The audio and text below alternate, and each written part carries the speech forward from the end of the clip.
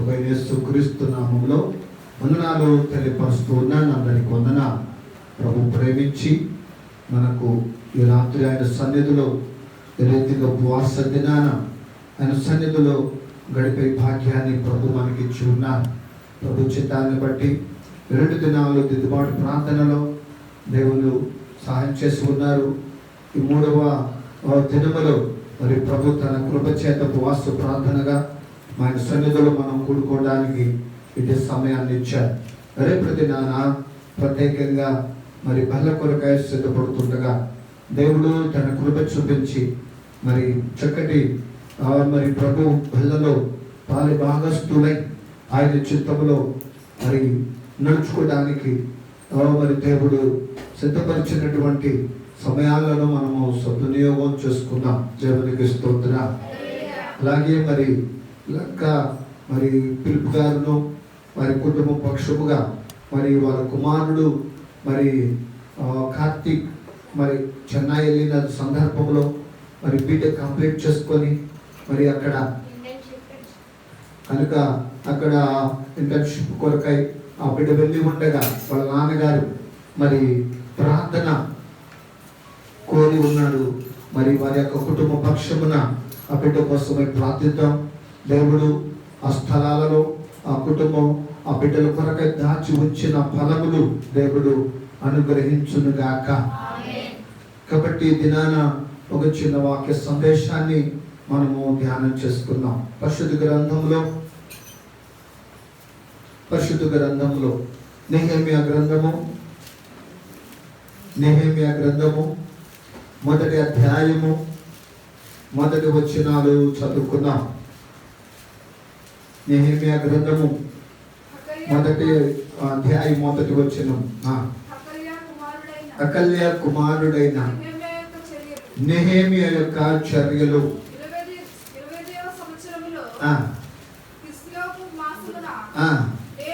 నేను షూషాను కోటలో ఉండగా నా సహోదరులు అనానీయులు ఒకడును యూదులలో కొందరు వచ్చి చెరపట్టబడిన శేషములో తప్పించుకొనిన యూదులను గురించి యెరూషలేమును గురించి నేను వారిని అడగగా వారు చెరపట్టబడిన వారిలో శేషించిన వారు ఆ దేశములో ప్రభుగా శ్రమను నిందను పొందుచున్నారు. మరియు యెరూషలేము యొక్క ప్రాకారములు పడద్రోయబడిననియు దాని గుమ్మములను అగ్ని చేత కాల్చబడిననియు నాతో చెప్పిరి. దేవునికి స్తోత్రం. ఇక్కడ మనం చదువుకునే భాగంలో నెహెమ్యాను గురించి, భక్తుడైనటువంటి నెహెమ్యాను గురించి మనం చదువుకున్నాం. తను మరి షూషాను కోటలో ఒక గవర్నమెంట్ ఎంప్లాయ్, ఒక గవర్నమెంట్ ఉద్యోగంలో కూడా ప్రాముఖ్యమైన ఉద్యోగం ఏంటయ్యా అంటే రాజు గారికి గిన్నె అందించేవాడు. తన ఫుడ్ సెక్షన్ ఉందో చూసారా, ఆ స్థలం దాకా వెళ్ళారయ్యా అంటే ఎవరు పెడతారంటే అక్కడ దాకా వెళ్ళే వాళ్ళనే నమ్మకస్తులనే పెడతారు. రాజుగారు తినే ఆహారము తాగే ఆ నీరు ఆ పానము ఇవ్వడం అంటే చాలా నమ్మకస్తులైతేనే ఆ స్థలంలో పెడతారు. నెహెమ్యాను కూడా అదిగో షూషాను కోటలో ఉన్నాడు, ఒక బలమైన ఉద్యోగంలో ఉన్నాడు. ఆర్థికముగాను అతను తన కుటుంబ పక్షమున చాలా బలముగానే ఉన్నటువంటి వాడు. తనకు ఏ కొరతైనను ఏ తక్కువైనను ఎక్కడా లేదు. తనకు సమృద్ధితో ఉన్నాడు, సమృద్ధి అయినటువంటి వ్యక్తిగా ఉన్నాడు. అలాంటి పరిస్థితులలో అలాంటి విధముగా ఉన్నప్పుడు నెహెమ్యా అదిగో కొంతమందినట అదిగో ఆ యొక్క యెరూషలేమును గురించి అడిగారట. అక్కడ ఉన్న వాళ్ళు కొంతమంది నా సహోదరులు అంటాడు. అక్కడ నా సహోదరులు ఎలాగున్నారు, యెరూషలేములో ఉన్న ఆ ప్రజలు ఎలాగున్నారు, యూదులు ఎలాగున్నారు అని అడుగుతున్నాడు. తన ఉద్యోగం కదా, తన భార్య గురించి, తన బిడ్డల గురించి, తన సంపాదన గురించి, తన జీవితం గురించి ఆలోచించాల్సిన వ్యక్తి ఎక్కడ గురించి ఆలోచిస్తున్నాడట? యెరూషలేము గురించి గురించి ఆలోచిస్తున్నాడు, అక్కడున్న యూదుల గురించి ఆలోచిస్తున్నాడు. ఇలాగ మనం చూస్తే బైబిల్లో ఇదిగో ఆలోచించినటువంటి వారు కొంతమందే కనబడతారు. దేవుని చిత్తములో, దేవుని ఉద్దేశములో ఉండి ప్రజల కోసమై, పరిస్థితుల కోసమై, దేవుని యొక్క పరిచయ కోసమై, దేవుని సేవ కోసమై, దేవుని యొక్క ఇదిగో మందిర పని కోసమై అదిగో ఆరాటపడినటువంటి వాళ్ళు, ఆకులతో పడినటువంటి వాళ్ళు, ఒక ప్రాణార్పణముగా తన జీవితాన్ని ధారపోసినటువంటి వారు కొంతమందే కనబడతారు. వారిలో ఇక్కడ ఒక వ్యక్తి మనకు కనబడుతున్నాడు, నెహెమ్యా. అక్కడ నుండి ఒక సమాచారం కోసమే ఎదురు చూశాడు. ఎలా ఉందయ్యా అంటే అదిగో అక్కడంటే చెరపట్టబడిన వారు అంటే కొందరు తప్పించుకున్నారు. వారిలో నాని ఉన్నాడు, వారిలో కొంతమంది యూదులు ఉన్నారు, కొంతమంది వ్యక్తులు ఉన్నారట. వారు తప్పించుకున్నటువంటి వారిగా, ఆ శర నుండి తప్పించుకున్న వారిగా వచ్చేసారట.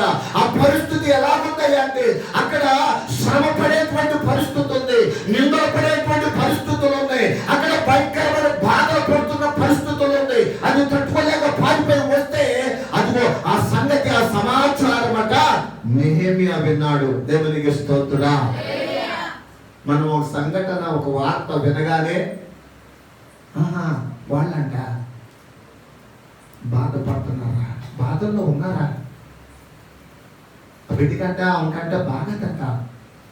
డాక్టర్ గారి దగ్గరికి వెళ్తే అదిగో కొంత గుండె బాగాలేదని చెప్పారంట. అంటే ఓహో అనే వార్త విని మనము కొంత మట్టికే దానిని స్పందిస్తారు, కొంత మట్టికే దానిని తీసుకుంటారు, ఆ తర్వాత మరలా మర్చిపోతారు.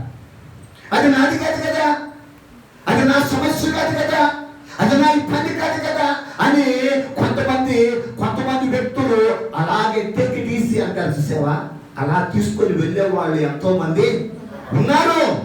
మాది కాదది, మా బిడ్డల సమస్య కాదది, మా కుటుంబ సమస్య కాదది, మా వాళ్ళ సమస్య కాదది, అది ఎవరికో ఎక్కడో జరిగితే మాకెందుకు అనే రోజులు, ఆ రోజులు ఈ రోజులు కూడా. దేవునికి స్తోత్రం. యెరూషలేములో జరిగినటువంటి సందర్భంలో ఈయన శూషణ కోటలో ఉన్న ఈ శూషణ కోటకు లోపలికి వెళ్తే ఇరాన్ ప్రాంతంలో ఒక భాగంలో ప్రాముఖ్యమైన పట్టణం అంట. ఇరాన్ ప్రాంతంలో, ఇప్పుడు ఇరాన్ ఉంది కదా, ఆ ప్రాంతంలో ప్రాముఖ్యమైన పట్టణం అంట, అది శూషణ కోట. అక్కడ ఉంటున్నాడు.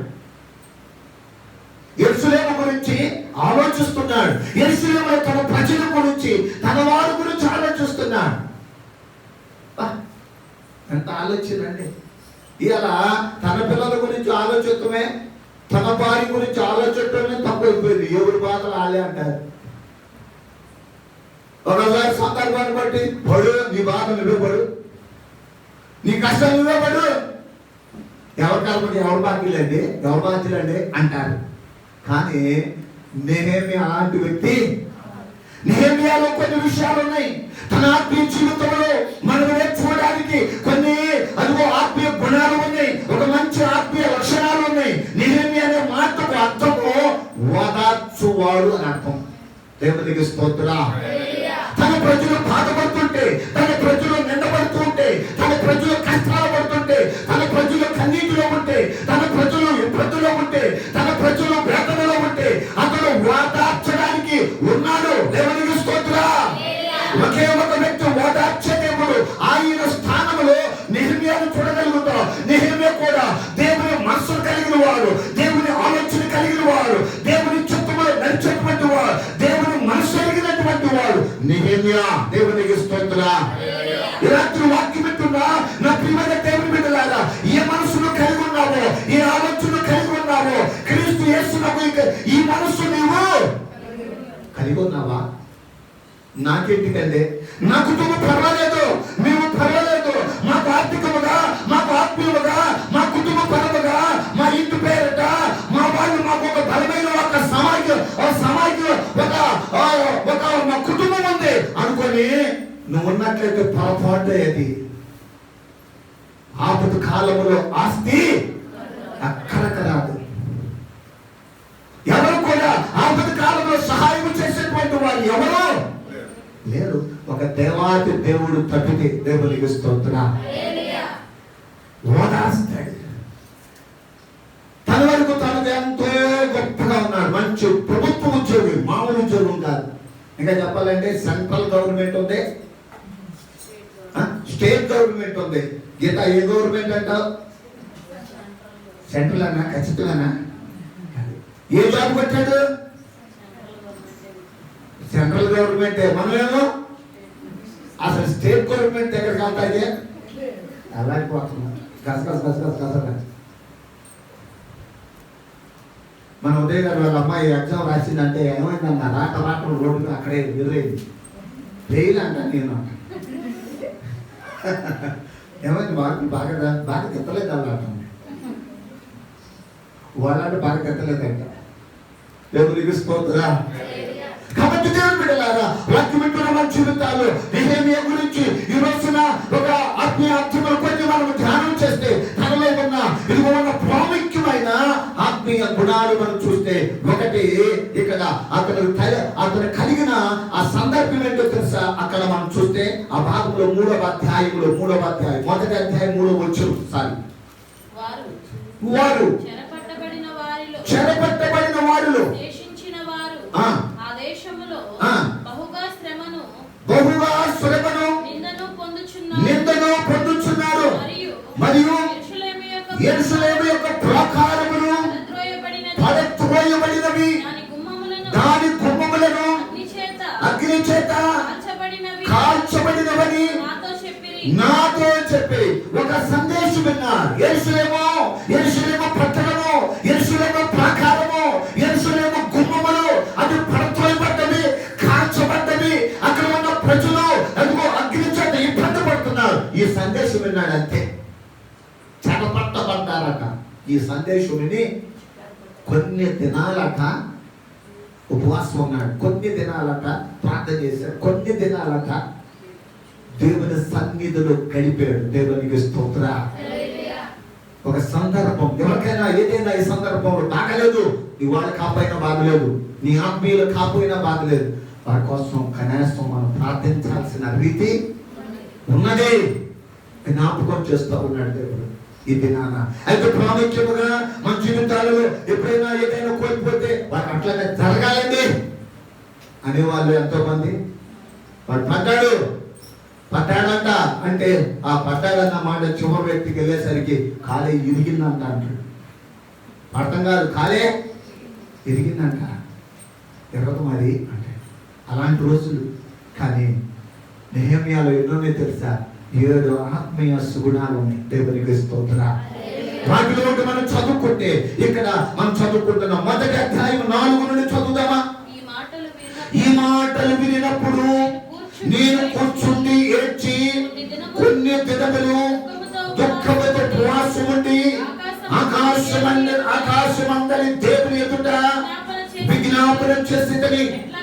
ఎట్లనగా ఆకాశమందున్న దేవా యెహోవా, భయంకరుడైన గొప్ప దేవా, నిన్ను ప్రేమించి నీ ఆజ్ఞలను అనుసరించి నడుచు వారిని కటాక్షించి వారితో నిబంధన స్థిరపరచువాడా, నీ చెవి యొక్కి నీ నేత్రములు తెరచి నీ సన్నిధిని ద్వారాత్రములు నీ దాసులని ఇశ్రాయేలు పక్షముగా నేను చేయు ప్రార్థన అంగీకరించుము. నీకు విరోధముగా పాపము చేసిన ఇశ్రాయేలీయులు దేవునికి స్తోత్రం. హల్లెలూయా. ఇక మనం జాగ్రత్తగా చూస్తే ఇక్కడ నెహెమ్యా జీవితంలో మొదటిది ప్రార్థనా జీవితం. దేవునికి స్తోత్రం. తనకు వచ్చిన సందేశము, తనకు వచ్చిన అదిగో ఇబ్బందిని, వారికి వచ్చిన ఇబ్బంది తన దగ్గర చూసుకొని దేవుని దగ్గర ఉపవాసం ఉన్నాడట, ఏడ్చాడట, విజ్ఞాపన చేస్తున్నాడట, ప్రార్థనలో ఉన్నాడు. దేవునికి స్తోత్రం. కాబట్టి ఇక్కడ మనం చూస్తే సమస్య విన్న వెంటనే దేవుని సన్నిధికి వెళ్ళాడు. అతడు దేవుని సన్నిధిలో ప్రార్థనను ప్రారంభించాడు. అది సమస్య విన్న వెంటనే ఏం చేయాలంట? ప్రార్థన చేయాలంటే. నీ జీవితంలో కూడా, నా జీవితంలో కూడా, మన జీవితంలో కూడా చేయవలసిన మెయిన్ అదిగో ప్రాముఖ్యమైనటువంటి ఘట్టం ఏమిటి తెలుసా? ప్రాముఖ్యమైన మెట్టంటే తెలుసా? ప్రార్థనే. దేవునికి స్తోత్రం. ప్రార్థన ప్రారంభించు. అది శ్రమలో ఉన్న వారి విషయంలో, నిందపడుతున్న వారి విషయంలో, ఇబ్బంది పడుతున్న వారి విషయంలో, నీ కుటుంబ విషయంలో, నీకున్న సంఘ విషయంలో, నీకున్న గ్రామ విషయంలో ప్రార్థించు. ఆ ప్రార్థన ఫలితము నీ దగ్గరకు వస్తుంది. దేవునికి స్తోత్రం. కాబట్టి ఇక్కడ అలాగే ప్రార్థించాడు. ప్రార్థన ఇదిగో మరి లేని కార్యాన్ని, బలహీనమైనది ప్రార్థనలో ఇదిగో మరి ఏం చేస్తుందంటే బలమైన కార్యముగా దేవుడు చేస్తా. చివరిగా అది ఎలా తీసుకెళ్తాడయ్యా అంటే ప్రారంభించబడిన ప్రార్థన ఆశీర్వాదకరముగా మార్చే దేవుడు. దేవునికి స్తోత్రం. ప్రార్థించాలి. సమస్య విన్న వెంటనే, ఇబ్బంది విన్న వెంటనే, కష్టం విన్న వెంటనే అది ప్రార్థించు. ఉపవాసం ఇన్ని దినాలు పెట్టుకోవాలా. ఇప్పుడు మనం పెట్టుకున్నాం సంఘాలుగా, దేశంలో ఎక్కడ చూసినా 50 దినాలు ఉపవాస ప్రార్థన అండి, 40 దినాలు ఉపవాస ప్రార్థన అండి, ఇంకా 21 రోజు ఉపవాస ప్రార్థన అండి, ఇంకా 7 రోజులు ఉపవాస ప్రార్థన అండి, ఇంకా 3 రోజులు ఉపవాస ప్రార్థన అండి సంఘాలు జరుగుతున్నాయి. అయితే నెహెమ్యా అదిగో తనకు కలిగినటువంటి తన దగ్గర వచ్చిన వర్తమానము యూదులకును ఇశ్రాయేలు అదిగో యెరూషలేములో ఉన్న తన ప్రజల మీదకి వచ్చిన తన ఇబ్బంది విషయంలో ఉపవాసం ఉండి కొన్ని దినములట. ఇన్ని దినాలని కాదు, ఎన్ని దినాలు చెప్పలేనన్ని దినాలు ఉపవాస ప్రార్థన చేశాడు. ఉద్యోగం అంటా ఉండగా తన ఉద్యోగ విషయంలో కూడా ఏమి తక్కువ కాదు, ధనం తక్కువ లేదు, అతని స్థితి అంత తక్కువ కాదు. అయినా కానీ ఆ ప్రజల కోసము ఉపవాసము. అయ్యా వాళ్ళ కోసం నేను ఉపవాసము ఉన్నానయ్యా అన్న వాళ్ళు ఉన్నారా? నా వాళ్ళ కోసం ఉంటున్నానయ్యా, నా భర్త కోసం, నా పిల్లల కోసం, నా వాళ్ళ కోసం ఉన్నాను అనే వాళ్ళు అందరూ ఉంటారు. ఇక్కడ ఉన్న నువ్వైనా నేను మనమైనా అంటాం. కానీ ఇప్పుడు నుంచి అట ఏంటట, తన ప్రజల కోసమై ఉపవాసము ఉండాలి. ఎస్, ఈరోజు నేను ఉంటాను. ఈరోజు నిజంగా ఒకరోజు నేను నా ప్రజల కోసమై నేను ఉండాలి. దేశంలో ప్రజలు ఉన్నారు, నశించిపోతున్నా, వారి కోసమై నేను ఉపవాసం ఉండాలి అన్న వాళ్ళు దేవునికి ఇష్టం. దేవునికి స్తోత్రం. కాబట్టి దేవుని బిడ్డలారా, మొన్న ఒక సందేశాన్ని మనం ఉన్నాం. అదిగో సముద్రంలోని చేపలను అడిగితే అది నిన్ను వివరిస్తూ దేవుని గురించి చెప్తాను. ఈ మాట అదిగో మరి బాంబేలో ఒక ఆయన ఈ వీడియో చూశాడంట. నాకు నిన్న దినాన్ని ఈ దినాన్ని ఫోన్ చేశాడు. ఏం చేశాడయ్యా అంటే ఆయన కూడా బెరాకాలో, అతనేమో ముస్లిం సోదరుడు, మరి జోసఫ్ మంచి వ్యక్తి, చాలా విశ్వాసం కలిగిన వ్యక్తి. అతను అన్నాడు కదా, అయ్యా నేను బెరాకాలో బాప్టిజం తీసుకుంటే నేను హైదరాబాద్లో ఉండి అక్కడికి వెళ్ళాను. నేను పని కొరకై అక్కడ చిన్న జాబ్ చేస్తూ ఉన్న సందర్భం అది. బెరాకా నేను ఒక్కగానే నీకు వచ్చిందయ్యా అన్నాడు. చేపలు అడిగితే అది వివరిస్తుంది ఏంటా అని, ఇదేంటా ఉందని నొక్కాను. 2 విషయాలు చెప్పారు అక్కడ. యోనా ఒక పక్కకి వెళ్ళమాట, ఒక పక్కకి వెళ్ళాడు. ఆ మాట నాకు తాకిందయ్యా. నేను కూడా దేవుడి మాట అనుకోకుండా తిరుగుతున్నాను. నేను ఆ వస్తువాన్ని నా కుటుంబ సమస్యల్లో, నా బిడ్డ నాకున్న సమస్యలలో సూసైడ్ చేసుకుందాం అనుకున్నాను. అయితే ఇదేంటో అని ఒక దేవుడు నేను అడుగుతామని ఒక మాట అడిగి నొక్కాను. ఈ వర్తమానం విన్నాను. 2వ మాట, యోబు భక్తుల గురించి మాట్లాడితే ఓర్చుకున్నాడు, సహించాడని చెప్పాడు.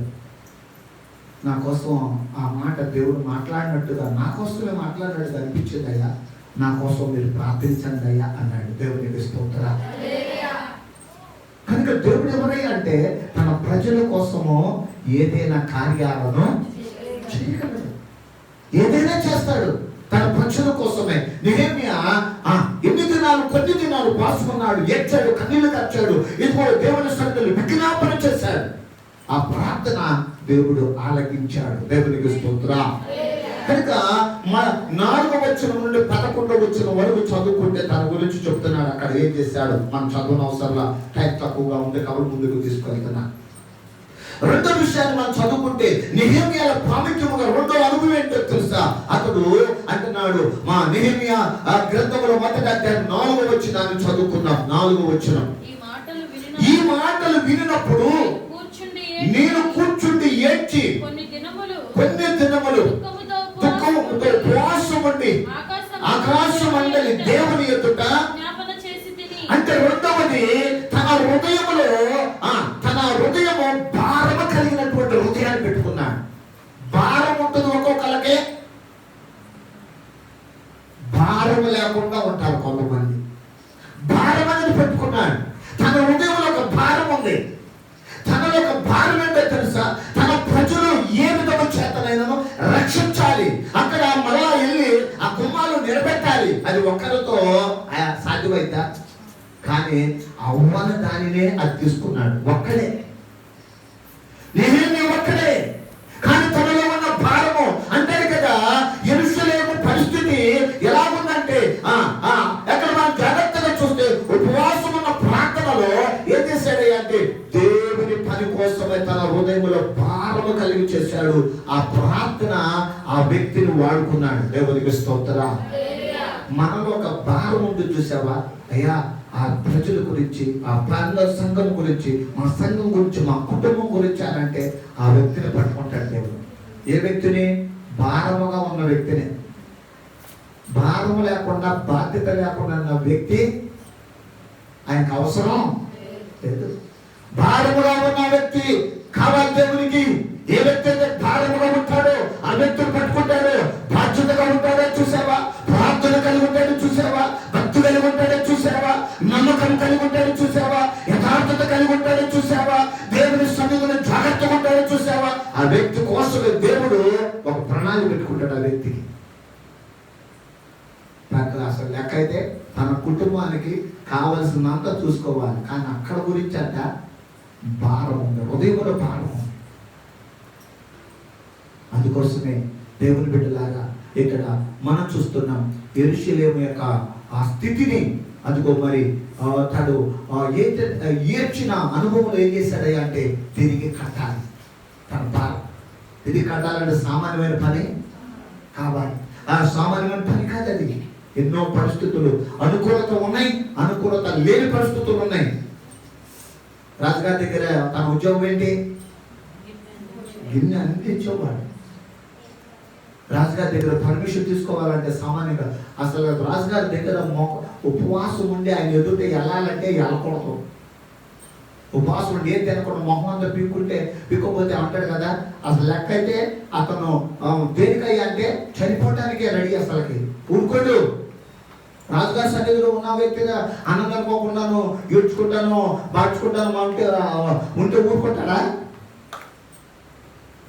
కానీ తనకున్న భారం వేరు. అడిగాడు, ఏమి అని అడిగాడు. రాజుగారు అడిగాడు, నీ ముఖములో ఏది? ఎందుకు ఇలాగున్నావు? విచారంగా ఉన్నావేంటి? దేని గురించి నీ బాధ? దేని గురించి నీ చింత? దేని గురించి నీ పని? ఏంటి నీ పరిస్థితి? అడిగితే చెప్తున్నాడు. తనకు నా కాదు, యెరూషలేము గుమ్మములు కాలిపోయినవి, ప్రాకారములు అదిగో పడగొట్టబడ్డవి, అదిగో అక్కడ ఉన్నటువంటి పరిస్థితులు తారుమారు అని చెప్తున్నాడు. ఆ ప్రజల గురించి చెప్తున్నాడండి. రాజుగారు ఆశ్చర్యపడ్డాడు. తన భార్య అయిన రాణి కూడా అడుగుతుంది, ఎన్ని దినాలు కావాలి? తన భారాన్ని బట్టి దేవుడు ఏం చేస్తాడు తెలుసా? అన్నిటిలో మార్పును కలిగిస్తాడు. దేవునికి స్తోత్రం. నాకేం బాధ లేదండి, నా బాధ్యత అంతా అయిపోయింది. పిల్లలు పెళ్లి చేశారు, కొడుకులు వచ్చారు, కోడళ్ళు వచ్చారు, అల్లుళ్ళు వచ్చారు, మనవాళ్ళు. నాకే అది ఈ లోకంలో ఇది అయిపోయింది అనుకుంటున్నాను. ఆ వ్యక్తి కోసం నా దేవుడు ఎదురు చూస్తుంది. ఎంతమంది ఉన్నా ఎంత ఉన్నా కానీ దేవుని సన్నిధిలో ప్రార్థించే వ్యక్తి, ప్రాణం కలిగిన వ్యక్తి కావాలి. దేవునికి స్తోత్రం. మూడోది మనం చదువుకుంటే నెహెమ్యా గ్రంథములో 1వ అధ్యాయం 6-7 వచనాలు మనం చదువుకుందాం. నీవు చెవి యొక్కి నీ నేత్రములు తెరచి నీ సన్నిధిని దివారాత్రము నీ దాసులైన ఇశ్రాయేలు పక్షముగా నేను చేయు ప్రార్థన అంగీకరించుము. నీకు విరోధముగా పాపము చేసిన ఇశ్రాయేలు కుమారుల దోషమును నేను ఒప్పుకొనుచున్నాను. నేను నా తండ్రి ఇంటి వారును పాపము చేసి ఉన్నాము. నీ ఎదుట బహు అసహ్యముగా ప్రవర్తించితిమి. నీ సేవకుడైన మోషే చేత నీవు నిర్ణయించిన ఆజ్ఞలను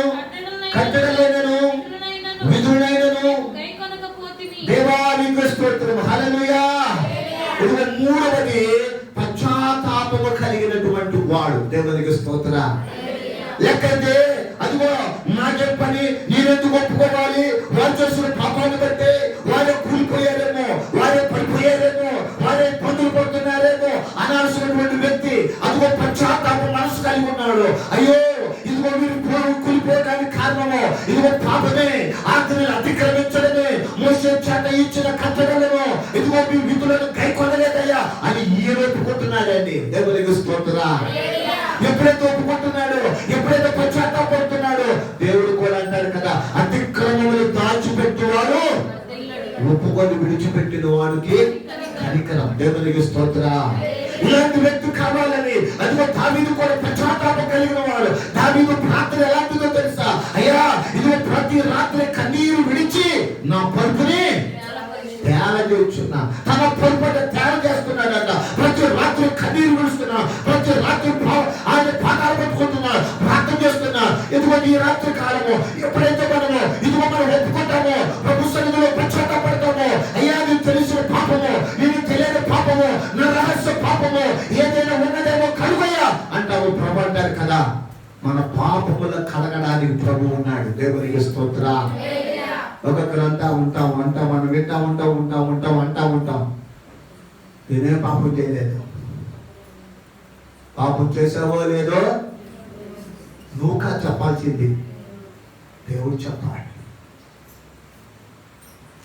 అందుకోసం అంటున్నాడు కదా, దావీదు భక్తుడు 139 అంటాడు, నన్ను నువ్వు పరిశోధించి పరీక్షించి తెలుసుకున్నావు అంటాడు. దేవునికి స్తోత్రం.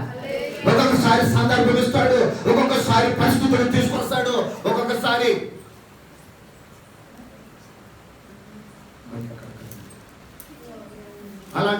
అలాంటి పరిస్థితులలో అదిగో దేవుడు ఏం చేస్తున్నాడయ్యా అంటే ఏం చేస్తున్నాడట, పరిశీలన చేస్తా ఉంటాడు. ఆయన పరీక్షించే దేవుడిగా కనబడతా ఉన్నాడు. ఇది నా దేవుని బిడ్డలారా, దేవుడు ఎవరో తెలుసా? పరీక్షించే దేవుడిగా మనకు కనబడతా ఉన్నాడు. అయితే ఇక్కడ పశ్చాత్తాపము అనేది కావాలి. పశ్చాత్తాపడుతున్నాడు దేవుని సన్నిధిలో విరిగి నలిగి. దేవునికి ఇష్టమైంది అంటే విరిగి నలిగిందే. నలగాలి, నలిగితేనే ఆయనకి ఇష్టం. ఇరిగిన మనసు ఇరిగిపోయింది, ఆయన మనసు అంతా ఇరిగిపోయిందయ్యా. వాళ్ళు అన్న మాటలకు నా మనసు అంతా, నా హృదయం అంతా ఇరిగితే మంచిదే. దేవుడికి ఇష్టమైంది ఇరిగింది. దేవునికి స్తోత్రం. కాబట్టి దేవుడు కోరుకున్నది కూడా విరిగిన హృదయం, విరిగిన మనస్సును ఆయన కోరుకున్నాడు. కాబట్టి దేవుని బిడ్డలారా, ఇక్కడ మనం చదువుకుంటున్నాం. ఇక్కడ అదిగో నిజమైన తెలుగు ఇక్కడ మరి నాయకుడుగా ఇతరులను నిందించడు, కానీ తనకు తాను పరిశీలించుకుంటా ఉంటాడు. అది ఏమైందో ఏం కావాలో అని ఇతరులు అన్నాడంట. ఆ వ్యక్తి ఇతరుల మీద పెట్టడాడు. ఒక్కొక్కరు ఏం చేస్తారు ఇతరుల మీద, అదిగో ఆడెట్టున్నాడు, ఈడెట్టున్నారు, ఇతరుల మీద పెడతాడట. కానీ నిజమైన భక్తుడు ఏం చేస్తాడు తెలుసా? తన యొక్క జీవితాన్ని ఒప్పుకుంటా ఉంటాడు. దేవునికి స్తోత్రం. అదిగో అలాంటి మనసే ఎదుగో మరి ఇక్కడ పరిశీలనగా పరీక్షించుకుంటున్నా. మరి అక్కడ మరి పేతురు గురించి మనం చదువుకుంటాం. యేసు ఎవరు అని 3 సార్లు అబద్ధమాడాడు. అయినా కానీ దేవుడు ముందుగానే చెప్పాడు. యేసయ్య అన్నాడు కదా, ఎదుగో పేతురు, అదిగో ఎవరి విషయం నేను ఎంచుకోనంటే అంటారు కదా. దేవుడు అంటున్నాడు, పేతురు నన్ను ఎరగనని 3 సార్లు నువ్వు ఒప్పుతావు. ఎప్పుడైతే చెప్పాడు ఆ మాట, ఖచ్చితంగా జీవితంలో నెరవేర్చబడింది. ఏంటో ఆ నెరవేర్చబడింది తెలుసా? యేసు ఎవరో నాకు తెలియదు, యేసు నేను తెలియదు అని ఒట్టు పెట్టుకున్న పరిస్థితి. వెంటనే కోడి కూసిన తర్వాత, వెలుపలికి పోయిన తర్వాత పశ్చాత్తాపడ్డాడు. అయ్యో యేసుని ఎరగనన్నానే, ఈ నోటితో ఒప్పుకున్నానే, ఎంత భయంకరమైన వ్యక్తిని, ఎంత పాపిని, ఎంత భక్తి కూడాను అని పశ్చాత్తాపడుతుంటే పేతురు వైపు అంత బాధలలో నుండి చూశాడు. దేవునికి స్తోత్రం. పశ్చాత్తాపడుతున్న వ్యక్తిని దేవుడు ఆయన చూపుతో చూస్తాడు అనడానికి నిదర్శనం అని. అదే పేతురుని దేవుడు బలపరిచాడు, అదే పేతురుని దేవుడు ధైర్యపరిచాడు. అదే పేతురు అంటాడు కదా, నేను ఆయన మాట చెప్పకుండా ఉండలేను, మీరు చంపినా నేను చావుకైనా సిద్ధమే, కానీ నేను మాత్రము ఆయన గురించి చెప్పకుండా ఉండను. యేసే దేవుడు, యేసే ప్రభువు రక్తము కార్చింది, శ్రమలు పడింది, యేసయ్యే నా కోసము మీకోసము ఆయన చనిపోయాడు అని ప్రకటించాడు. ఆయన పట్టుకొని సిలువను తీసుకొస్తే అన్నాడు కదా, అదిగో అలాగే చక్క చిలువ తీసుకొచ్చాడు. అటు ప్రక్కన చెయ్యి, ఇటు ప్రక్కన చెయ్యి, ఇదిగో కాళ్ళు చేతులు అలాగా యేసయ్య లాగా సిలువ అనుకొని అతను తీసుకొచ్చి అన్నాడు కదా. ఒక రిక్వెస్ట్ చేసుకున్నాడు, చనిపోయే ముందు హతసాక్షి అయ్యే ముందు అంటున్నాడు కదా, అలాగను నన్ను చేయొద్దండి, అలాగ నాకు సిలువేయద్దు, యేసయ్య యేసువెత్తగా నేను అర్హుణ్ణి కాదు. దేవునికి స్తోత్రం. ఆ స్థితి నాది కాదు, ఆయన ఒక్కడే దానికి, ఆ సిలువలో ఏలాడిన యేసయ్య ఒక్కడే అనుకొని ఆయన దానికే అంకితమయ్యి తల్ల కిందులుగా సిలువేయబడ్డాడు పేతురు. దేవునికి స్తోత్రం. ఈ రోజు రాత్రి కాల సమయంలో పశ్చాత్తాపం ఎలా చేస్తుందో తెలుసా? ఎటువంటి దేవుడు అదిగో ఉన్నత స్థితిలో తీసుకెళ్తాడు. ఆ కుటుంబమైన, ఆ బిడ్డల జీవితాలైనా, అతి బిడ్డల జీవితాలైనా మార్పునిస్తాడు, మాటల్లో మార్పునిస్తాడు, ఆలోచనలో మార్పునిస్తాడు, కుటుంబంలో మార్పునిస్తాడు, ఆర్థికంగా మార్పునిస్తాడు, ఉద్యోగ పరంగా మార్పునిస్తాడు, వ్యవసాయ పరంగా మార్పునిస్తాడు, బిడ్డల పరంగా మార్పునిస్తాడు. వారి జీవితాలలో గొప్పగా దేవుడు దీవిస్తాడు. దేవునికి స్తోత్రం చేద్దాం. హల్లెలూయా. పశ్చాత్తాపం కలిగి ఉండాలి, అతి మనసు కలిగి ఉండాలి, అతి ఆలోచన కలిగి ఉండాలి. ఈ రాత్రి కాలం ప్రభుత్వం వచ్చిన మాట, పశ్చాత్తాపం కలిగిన వ్యక్తి నెహెమ్యా. దేవునికి స్తోత్రం. కాబట్టి 3 అనుభవాలు, 4వది ఒకటి చదువుకొని ముగించుకున్నాం. ఇక అయిపోయింది టైం. నెహెమ్యా గ్రంథం 2వ అధ్యాయం 4వ వచనం నుండి చదువుకున్నాం. 4 నుండి. అప్పుడు రాజు నీవు మనవి చేయుచున్నావు, నన్ను అడగగా నేను ఆకాశమందలి దేవునికి ప్రార్థన చేసి నీ సముఖమందు నేను దయ పొందిన ఎడల నా పితరులు ఉండు సమాధులుండు పట్టణమును తిరిగి కట్టునట్లుగా నన్ను యూదా దేశములకు పంపుడని వేడుకొనుచున్నానని మనవి చేసి తిని అందుకు రాని తన ఎద్దు కూర్చొని ఉండగా నీ ప్రయాణములు ఎన్ని దినములు పట్టును, నీవు ఎప్పుడు తిరిగి వచ్చేదము అని అడిగాను. ఇంతకాలమని చెప్పినప్పుడు రాజు నన్ను పంపుటకు దేవునికి స్తోత్రం చేద్దాం. హల్లెలూయా. ఇక్కడ 4వది విశ్వాసము మరియు ధైర్యము కలిగిన వాడు. అది నెహెమ్యా ఎవరో తెలుసా? నెహెమ్యా ఎవరో తెలుసా?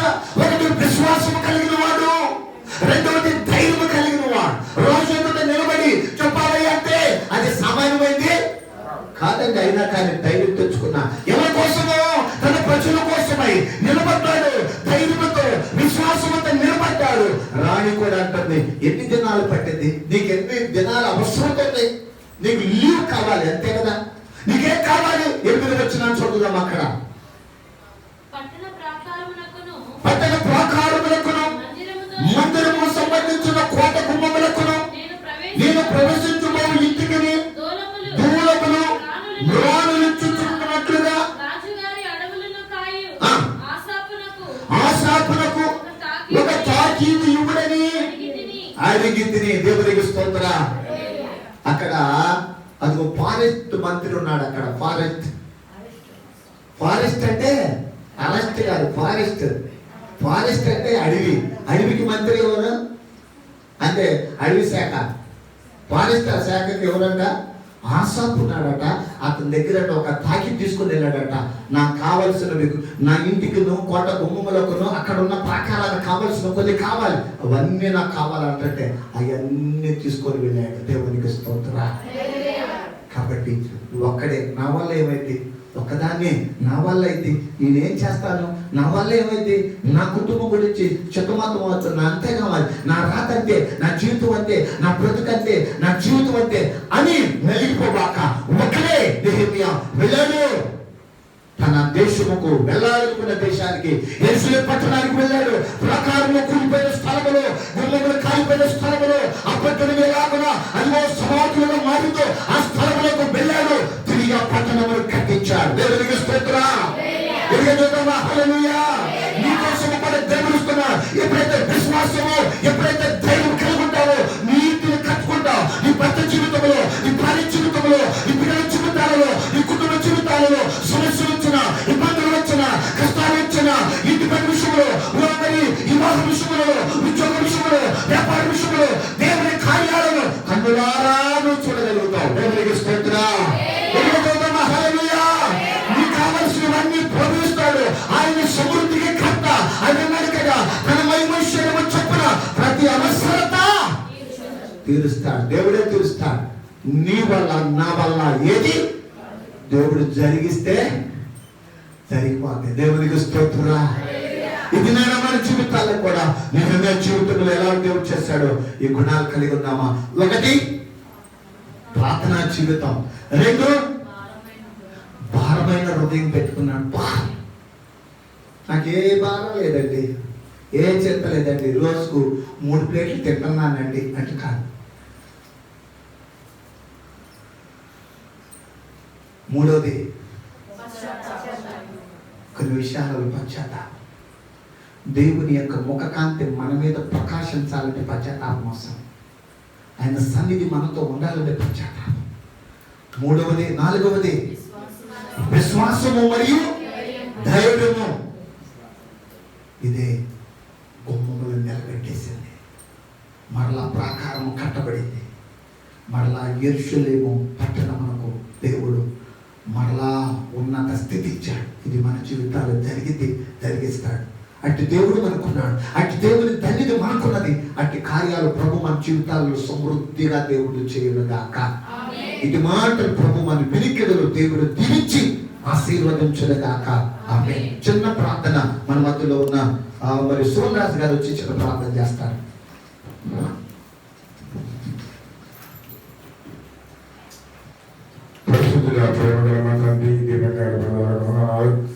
సూత్రాలు చెల్లించుకున్నాం తండ్రి. నేడు నిరంతరమైన దేవుడు నాయన మా సంఘాన్ని సంఘపెట్టడానికి జ్ఞాపకం చేసుకోండి. దీవించి ఆశీర్వదించబడుతున్నాం తండ్రి. ఈ సన్నిధిలో ప్రార్థన చేస్తున్నాను. కుడి ఎడంతులు పోకుండా మీ సన్నిధితో వార్త వచ్చుబడుతున్నాం తండ్రి. నెహెమ్యా గురించి మాట్లాడుతున్నాం తండ్రి. అయ్యో ప్రభా, ఆయన అడుగుజాడల్లో మేము కూడా నడవాలని ఆశతో ఉన్నాం తండ్రి. ఒకసారి జ్ఞాపకం చేసుకోండి. ఆ సంఘాన్ని అభివృద్ధి చేయమని అడుగుతున్నాం తండ్రి. నీ సన్నిధిలో ప్రార్థన చేస్తున్నాం. కుడి ఎడంతులు కూడా మీ సన్నిధి ఎంత కూడా వార్త వచ్చుమని అడుగుతున్నాం తండ్రి. అయ్యో ప్రభా, దైవజనుల కుటుంబాన్ని కూడా జ్ఞాపకం చేసుకోండి. దైవజనులు సకాలం నడిపించినందుకు ధన్యవాదాలు. ఆయన అమ్మగారిని మొదలు పెట్టిన కూడా జ్ఞాపకం చేసుకోండి. మన చదువులు జీవితంలో ఉండి దీవించి ఆశీర్వదించండి. ఆత్మకుమారంతో పడుతున్నాం తండ్రి. అయ్యో ప్రభా, కూడి బిడ్డను కూడా జ్ఞాపకం చేసుకోండి. దీవించి ఆశీర్వదించబడుతున్నాం తండ్రి. మన రాష్ట్రానికి గ్రామాన్ని కూడా జ్ఞాపకం చేసుకోండి. దీవించి ఆశీర్వదించబడతారు. ప్రతి ఒక్క సంఘాన్ని సంఘ కాపాలను కూడా జ్ఞాపకం చేసుకోండి. దీవించి ఆశీర్వదించబడతారు. మా దేవాలయం చుట్టూ దేవతలు కంచె పెడుతుంటారు. నీ సన్నిధిలో ప్రార్థన చేస్తున్నాను. కుడి ఎడుతులు ఇవ్వకుండా మీ సన్నిధి మాత్రం వేస్తున్నాను. మీరే మాత్రం పడి అనే కాపాడమని ధన్యవాదాలు ఆ ప్రార్థన సంపూర్ణ చేసుకోమని అందులో అది వినంత వేడుకున్నాం తండ్రి. ఆమేన్, ఆమేన్, ఆమేన్.